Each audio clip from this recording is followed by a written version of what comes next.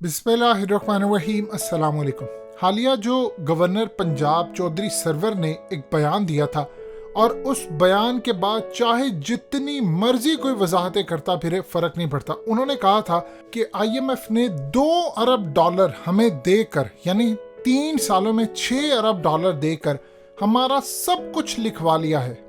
देखिए, इसके बाद जितने मर्जी आप वजाहती बयानात देते रहें, जो मर्जी करते रहें, जिससे आपको सबाक से था फलाना, आप उनकी स्पीच उठा लें। उन्होंने क्लियरली कहा है कि हमारा सब कुछ लिखवा लिया है। IMF और FATF ने पाकिस्तान के साथ जो किया है वो शायद इससे बड़ा जुल्म कोई और हो नहीं सकता था। देखिए, इस वक्त वो टैक्स पर टैक्स लगा रहे हैं। इस वीडियो की अहम डिस्कशन चलती रहेगी, लेकिन आप सबसे पहले वीडियो को लाइक करें, हकीकत टीवी के बैकअप चैनल हकीकत टीवी 2.0 को सब्सक्राइब कर लें और बेल आइकन पर जरूर क्लिक करें। कह रहे हैं कि हमें पाकिस्तान के तमाम प्रॉपर्टी डीलर्स जो कुछ भी है उन सब की एक एक चीज चाहिए, लेकिन उसके साथ जो IMF के दबाव पर उन्हें टैक्सेस की भरमार करनी है, उस पर एक बड़ा खतरनाक काम हुआ है, जिससे पाकिस्तान की पूरी प्रॉपर्टीज का बिजनेस जमीन बोस हो सकता है। मार्केट इस वक्त इतनी ज्यादा ठंडी हो गई है कि ना कुछ सेल हो रही है ना परचेज हो रही है, और पूरे मुल्क के अंदर एक बदतरीन बहरान है। हुआ यूं है कि जब से कोरोना आया, इमरान खान ने एक कंस्ट्रक्शन पैकेज दिया। उसके बाद कहा कि भाई आप कहीं से भी पैसा लेकर आए, आप सिर्फ कंस्ट्रक्शन में लगाएं और इससे फायदा ये होगा कि लोगों को रोजगार मिलेगा। कोरोना के दिनों में लोग बड़ा खुश हुए, प्रॉपर्टी की कीमतें ऊपर चली गई। लेकिन इस वक्त जो काम हुआ है, होता यूं था कि आप पहले कोई प्रॉपर्टी खरीदने जा रहे हैं, मार्केट रेट अगर उसका 1 करोड़ 2 करोड़ या 3 करोड़ था, तो उसका जो DC रेट है, मिसाल के तौर पर अगर 1 करोड़ की प्रॉपर्टी है, उसका DC रेट तकरीबन बनता है जो उनकी वैल्यूज के मुताबिक जो हुकूमत ने दिया हुआ था 15 लाख 17 लाख। अब इन्होंने काम ये किया है कि उनको बढ़ाकर, अगर एक प्रॉपर्टी की कीमत मिसाल के तौर पर 1 करोड़ है, तो हुकूमत ने अब कह दिया है कि हमारे अंदाजे के मुताबिक ये प्रॉपर्टी 1.5 2 या 2.5 करोड़ की है। किसी जगह किसी एरिया के अंदर उसके रेट थोड़े से बड़े हैं, किसी जगह पर कई गुना बढ़ चुके हैं। यानी अब सूरत हाल ये है कि आप DC रेट से कम पर कोई प्रॉपर्टी नहीं लेते। अब मिसाल के तौर पर अगर आपने एक प्रॉपर्टी ली है, तो उसको जो टैक्स आपने अदा करना है उस पर वो DC रेट के मुताबिक करना है। अब एक प्रॉपर्टी की कीमत ओरिजिनली 1 करोड़ है, तो आप उस पर जो टैक्स अदा करेंगे वो 2.5 करोड़ के हिसाब से होगा, और उसके बाद आपको ये शो करना है कि आपने 2.5 करोड़ की प्रॉपर्टी ली है। यानी असल में उसकी एक्चुअल वैल्यू जितनी भी है, तो आपको ज्यादा वैल्यू के साथ वो खरीदनी है। अब इस पे आपको व्हाइट मनी भी शो करनी है कि आपने 2.5 करोड़ की ली। यानी 1 करोड़ की अगर चीज हो तो आप 2.5 करोड़ पे किस तरह उसका वसूल कर सकते हैं। तो इस सूरत हाल में पूरी मार्केट के अंदर इस वक्त डीलर हड़ताल के लिए तैयार है, और उन्होंने कहा था कि डीलर माफिया बहुत स्ट्रॉन्ग माफिया है। ये इसी तरह जिस तरह पाकिस्तान में चाहे पेट्रोल माफिया या कोई भी है, लेकिन इस वक्त जो मामला है वो है मार्केट में बिल्कुल सूरत हाल खराब है। अब आप देख लें कि इस वक्त पाकिस्तान में लाखों के हिसाब से डीलर्स आजाद काम करते हैं, जिनमें से चंद हजार होंगे जो रजिस्टर्ड हैं, बाकी तमाम लोग रजिस्टर्ड नहीं है। देखिए, आप इनको रजिस्टर करें वो समझ आती है, लेकिन आप इनका डाटा FATF को दें ये समझ नहीं आती। अब मामला इस तरह खराब हुआ है कि मार्केट के अंदर इस वक्त ना बायर है कोई, ना इस वक्त सेलर है। अगर किसी ने अपनी प्रॉपर्टी बेचनी है और उसकी कीमत अगर 1 करोड़ या 2 करोड़ है, तो उसको अपनी प्रॉपर्टी 30 35 40% सस्ती पर बेचनी पड़ रही है। यानी ये वो सूरत हाल है कि लोगों के लिए हालात खराब है। ऊपर से आप देख लीजिए, अगर किसी ने अगर घर बनाना है तो एक खास तरह का आपके पास बजट होता है कि आपने अगर एक 10 मरले का घर बनाना है, कनाल का बनाना है, 5 मरले का बनाना है। अब इतनी तेजी से रेट बढ़ते जा रहे हैं कि अभी कुछ रेट और है, आप आधे घंटे के बाद देखेंगे रेट कुछ और होगा, और सुबह देखेंगे तो रेट कुछ और होगा। इससे जो कॉस्ट है वो बढ़ती जा रही है, और कंपनीज ने अब मुआहदा कर लिया है लोगों के साथ कि आपने अगर हमसे घर बनवाने हैं तो आप तो या तो हमें पूरी पेमेंट दें उसकी, या आप हमें 70% पेमेंट दें, क्योंकि हम सामान, ईंटें, चाहे सरिया हो, कुछ भी हो, वो खरीद कर रख ले।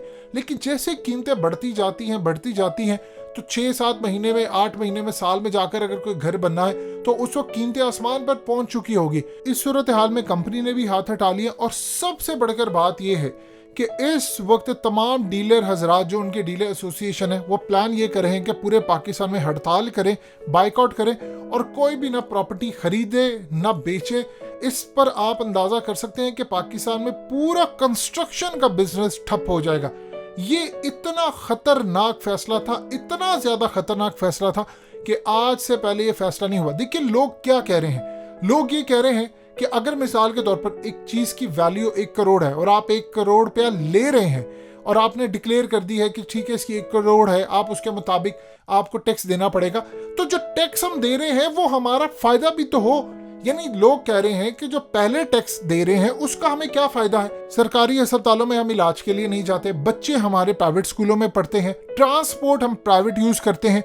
जब ये तमाम चीजें आपने प्राइवेट यूज करनी है, तेल की इंटरनेशनल मार्केट में 18% कीमत गिर चुकी है, 1 रुपए का आपको फायदा नहीं है, IMF ने आपको जकड़ लिया है।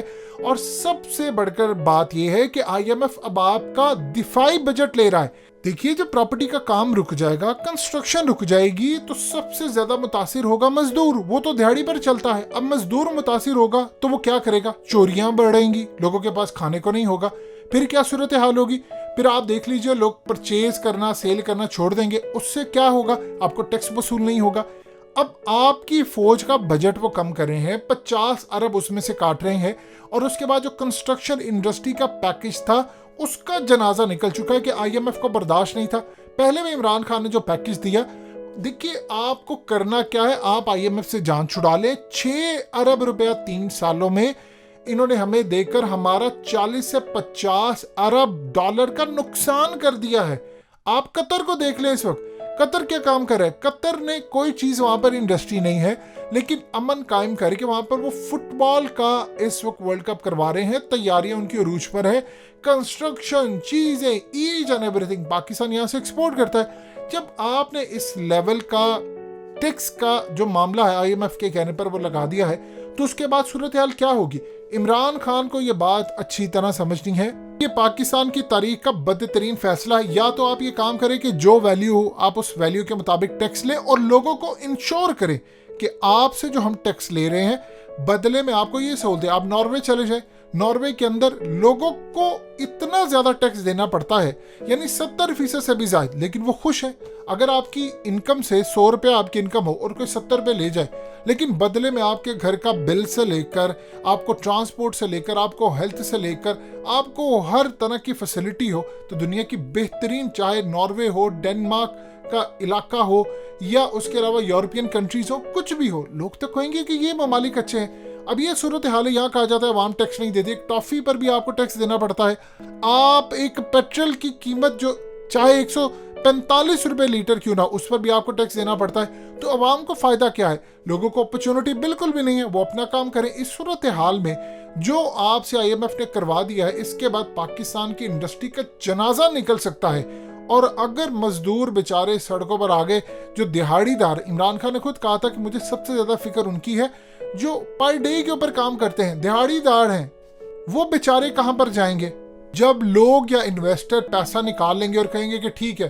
अब देखिए पाकिस्तान में आप DHA को देख लें, ज्यादातर इन्वेस्टर बाहर का होता है। अगर उन्होंने पैसा निकाल लिया, अगर वो कहें ठीक है हम जहां जिस मुल्क में हैं वहां से हम ब्लॉकचेन में, बिटकॉइन में, किसी में इन्वेस्ट कर देते हैं, तो फिर सूरत हाल क्या होगी। ये वो तमाम चीजें हैं जो इमरान खान को समझनी है कि मुल्क हाथ से निकलवाने की तैयारी जो IMF कर रहा है, ये एक बदतरीन फैसला है।